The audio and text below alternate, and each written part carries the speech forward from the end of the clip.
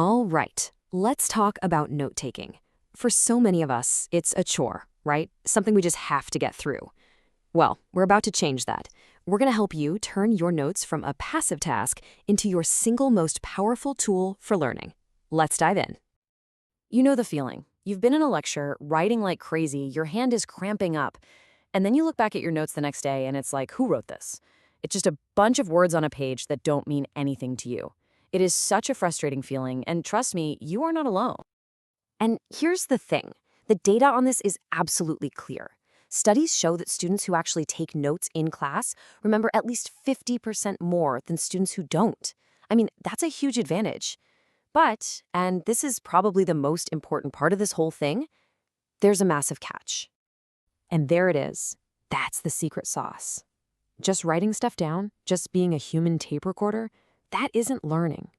The real magic, the part that makes information stick, happens when you actively engage with it, when you question it, and when you connect it to things you already know. That's the gap we're going to close right now. Let's give this a name. Let's call it the forgetting problem. See, the point of taking notes isn't just to have a record of what happened. The real goal is to build a solid foundation of understanding inside your own head. So the question becomes, how do we make that shift? How do we go from just recording things to actually building knowledge? Well, it all starts with a really simple but fundamental change in how you think about it. Before you even pick up a pen or open your laptop, you have to get super clear on your why. No, seriously, ask yourself this before every single class. Is the goal to pass a multiple choice test, or are you trying to gather ideas for a huge research paper? Maybe you're just trying to wrap your head around a brand new concept. Your goal, your why, changes everything. It determines which strategy you should use, because one size definitely does not fit all. So let's open up the toolkit. I want you to think of these different methods not as competing systems, but as different tools, each one designed for a very specific job. Your mission is to learn how to look at a situation and pick the perfect tool for the task at hand. Today, we're going to look at 5 really powerful methods. We've got the slides method, the classic outline method, the visual mind map method, the more advanced flow method, and then the absolute powerhouse known as the Cornell method. Let's break them down. Okay, first up, the slides method. This is probably the most straightforward approach.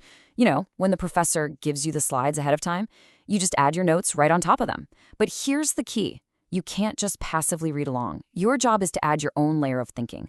Jot down questions, connect ideas, maybe even note where you disagree. This is your best friend in those lectures that are moving a mile a minute, where you couldn't possibly write everything down from scratch. It frees you up from just transcribing what's being said, so you can actually think about what it means. Next, we have a true classic, the outline method. This one is all about structure, hierarchy. You use bullet points and indentation to organize the information from the big main ideas all the way down to the tiny supporting details. Pro tip, always leave some extra space. You'll thank yourself later when you want to add more thoughts.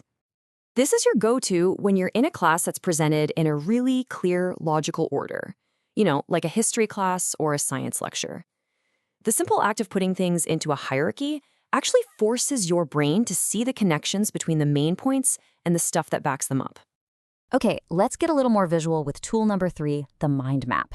With this one, you just break free from the top to bottom linear approach. You pop a central idea right in the middle of the page, and then you just branch out from there with all the related concepts.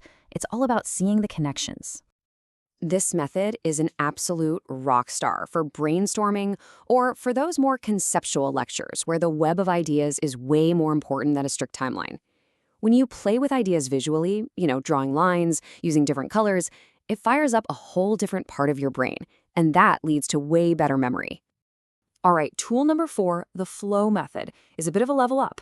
This is where you officially stop being a note taker and start being a note maker. You're not just writing down what's being said, you're writing down your thoughts about what's being said. So when the lecturer brings up a new theory, you might jot down, how does this challenge what we learned last week? It's about capturing your own thinking process. This is your secret weapon when you're gearing up for a big essay or a project that needs your own original ideas. Why? Because you are literally building the foundation for your argument as you learn. You're not just collecting bricks, you're building the house. And finally, the big one, the Cornell method. Now, it looks a little intimidating, but it's actually a beautifully simple system built for one thing: retention. Here's how it works. During the class, you take all your notes in that big column on the right. Then, right after class, you use the smaller left column to pull out key words or questions. These are your cues. And finally, you force yourself to summarize the entire page in 1 or 2 sentences at the bottom.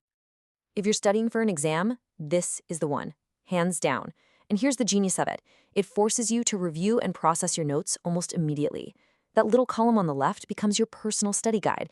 You can literally cover up the right side and quiz yourself using just your cues. It is absolutely brilliant. So there you have it, 5 tools in your note-taking toolkit. But the big question remains, how do you know which one to pull out for which job? Well, let's put them side by side and make it easy. Check this out. It really just comes down to trade-offs. If you need speed and you've got a well-structured lecture, the slides or outline methods are perfect. If you need to get creative and explore connections, you're going to want to grab the mind map or flow method.